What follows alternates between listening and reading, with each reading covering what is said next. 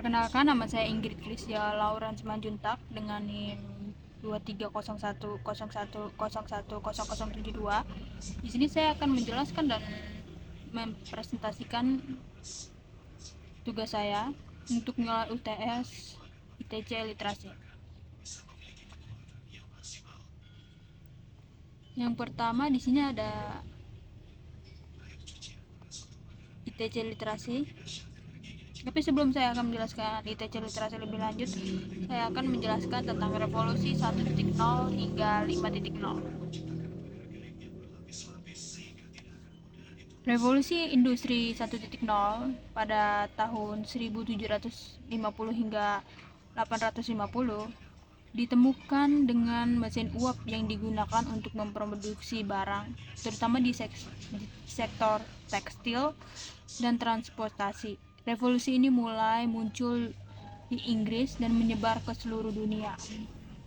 Yang kedua ada revolusi industri 2.0. Dia mulai di 1870 hingga 1914. Hal ini ditandai dengan penggunaan listrik sebagai sumber energi untuk menggerakkan mesin dan alat-alat seperti mobil, pesawat, lampu, telegraf, dan lain-lainnya.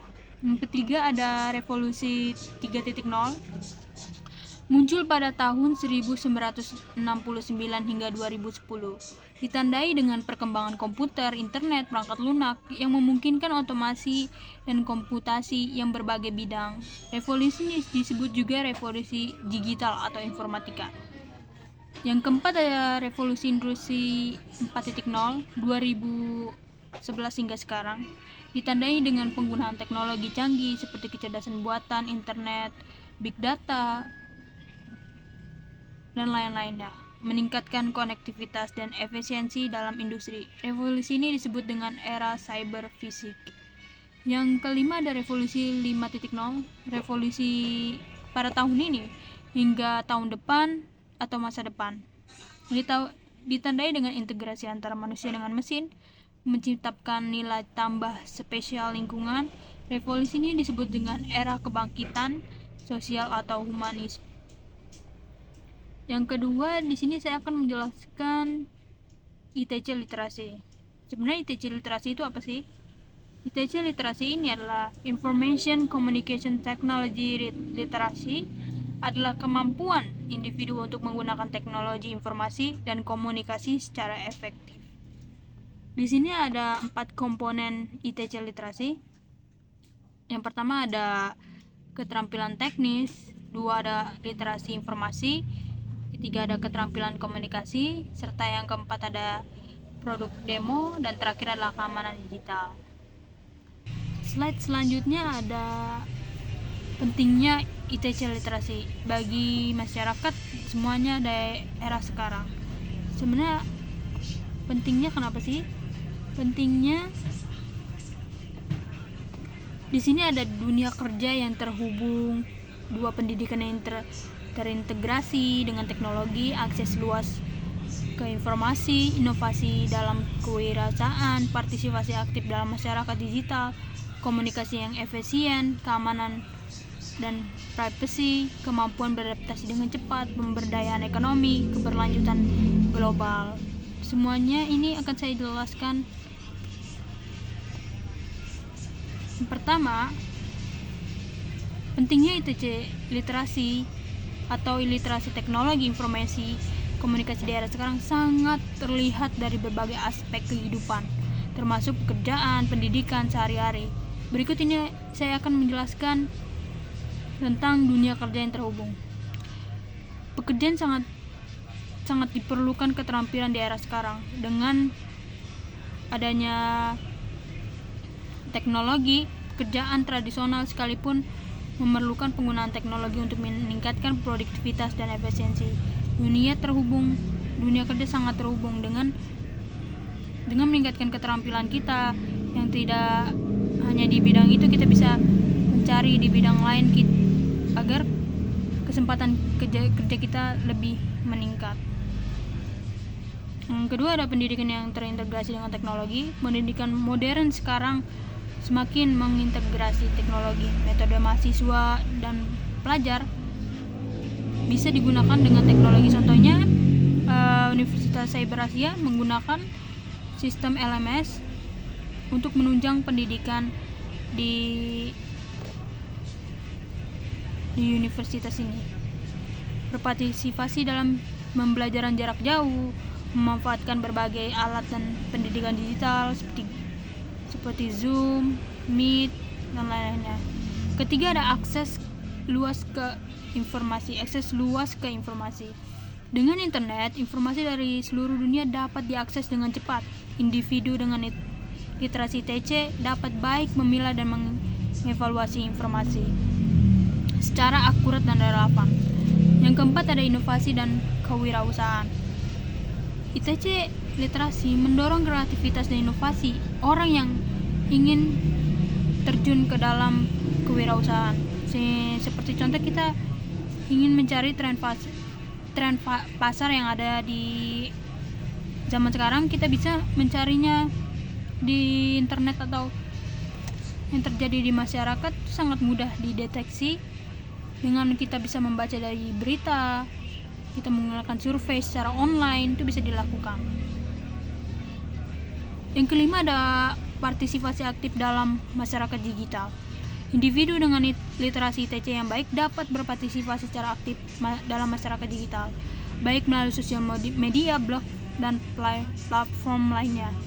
Hal ini memungkinkan mereka untuk berkontribusi dalam diskusi, menggalang dana sosial, dan isu-isu penting dalam membangun di jaring sosial. Contohnya, kita bisa membuat grup WhatsApp atau grup perkumpulan dari manapun. Di sosial media juga kita bisa ikut-ikut komunitas-komunitas online. Dan keenam, ada komunikasi yang efisien. Keterampilan komunikasi digital yang baik adalah kunci dalam era ini.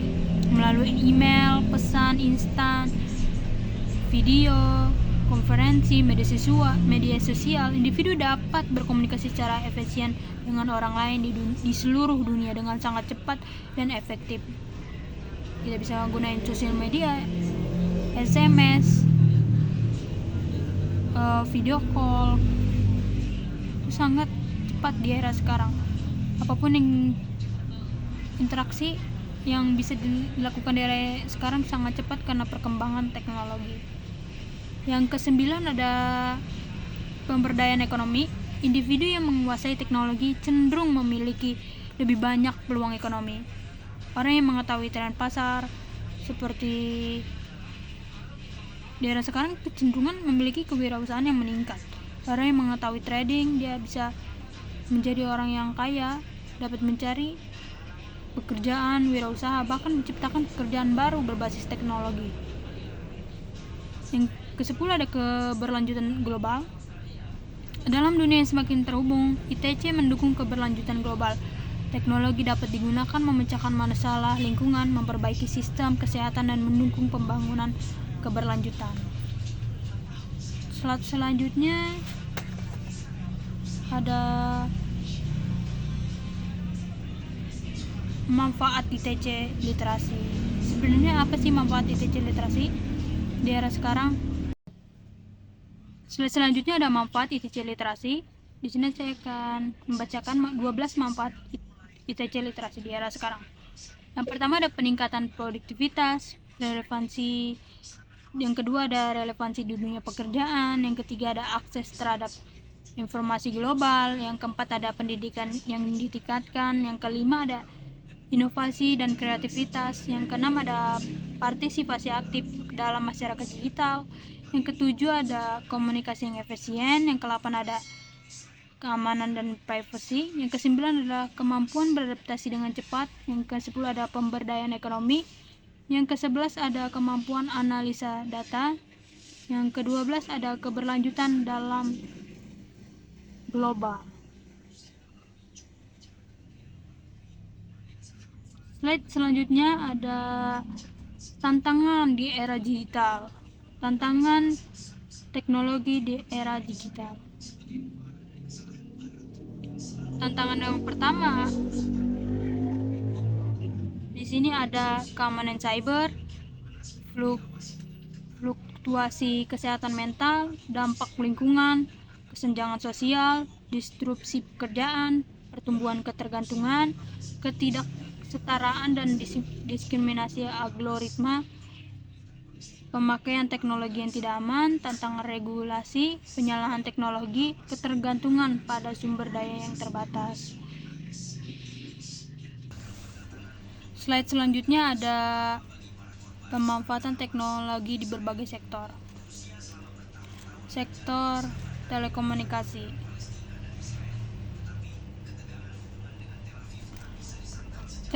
Telekomunikasi dan TIK mengubah kehidupan masyarakat di seluruh negara. Telekomunikasi merupakan tulang punggung infrastruktur dasar TIK, teknologi informasi. Melalui telekomunikasi yang handal, para petani dan nelayan mampu memperkirakan cuaca yang tepat melalui ponsel mereka.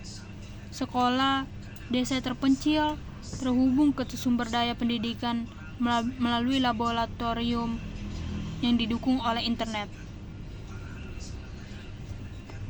Serta adanya telekomunikasi yang handal, seperti warga dapat bertransaksi dengan pemerintah secara efisiensi melalui sistem online. Terus ada masyarakat yang dapat mencari dan membuat berbagai jenis media multimedia. Yang kedua ada pemanfaatan teknologi pada sektor pendidikan. Teknologi dapat meningkatkan efisiensi kualitas pendidikan di semua tingkatan. Melalui teknologi, siswa dapat mengakses informasi sumber pendidikan yang bermutu, serta perkuliahan, buku-buku secara digital mudah dapat diakses di teknologi di era sekarang. Sistem manajemen yang akademik yang berbasis online seperti LMS Universitas Cyber Asia itu termasuk adalah pemanfaatan teknologi di era pendidikan. Pendidikan jarak jauh atau pendidikan learning pendidikan. Pendidikan jarak jauh mengacu pada teknologi telekomunikasi yang digunakan agar siswa pembelajaran mengakses guru, tugas perkuliahan, ujian, dialog antar siswa maupun dengan pengajar dapat dilakukan tanpa harus bertemu secara fisik. Dengan kata lain, dengan pemanfaatan kelas virtual dalam pendidikan dan pelajaran. Yang ketiga ada pemanfaatan teknologi di era publik. Pemerintah dapat mengadopsi teknologi untuk menciptakan pendekatan inovatif dan teknologi yang bermutu untuk mendorong tata letak yang baik.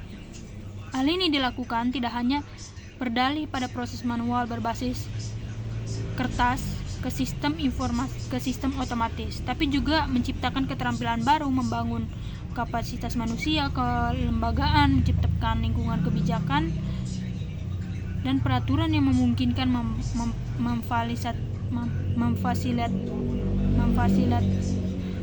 memfasilitasi reformasi sektor publik. Melalui pemanfaatan teknologi, pelayanan publik dapat diatur secara efisien. Seperti kita bisa dapat mengetahui nomor antrian kita tanpa harus pergi atau melihat langsung secara fisik ke dalam tempat tersebut. Membantu perencanaan dan penyusunan kebijakan publik, meningkatkan transparansi transaksi dengan pemerintah.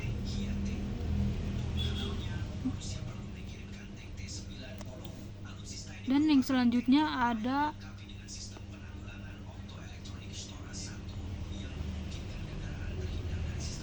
di sektor kesehatan. Dengan teknologi kita bisa memanfaatkan ini di sektor kesehatan. Contohnya seperti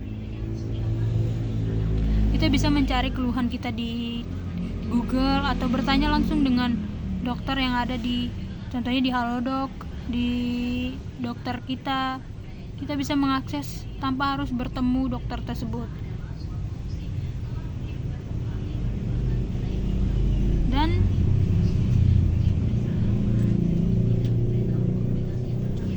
TIK dapat dapat menjadi alat yang pengampuh untuk meningkatkan kesehatan layanan terkait. Yang seperti saya contohi, melalui dengan teknologi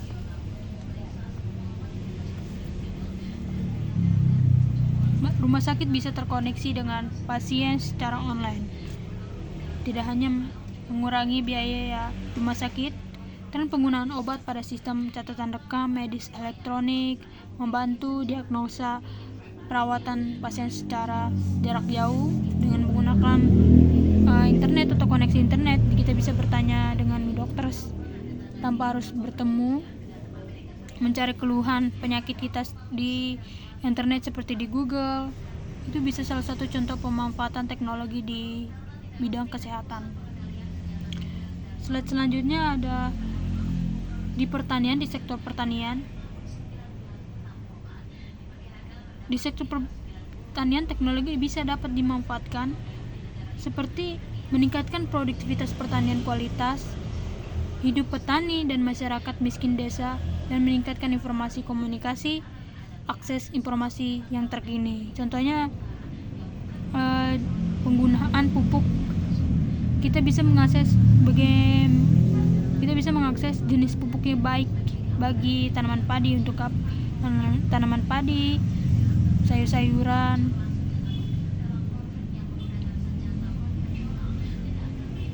Contoh, kita bisa menjual hasil produktivitas petani kepada e-commerce online. Itu salah satu pemanfaatan teknologi di bidang pertanian. Itu saja dari saya penjelasan tentang ITC literasi. Kurang lebihnya mohon maaf. Terima kasih.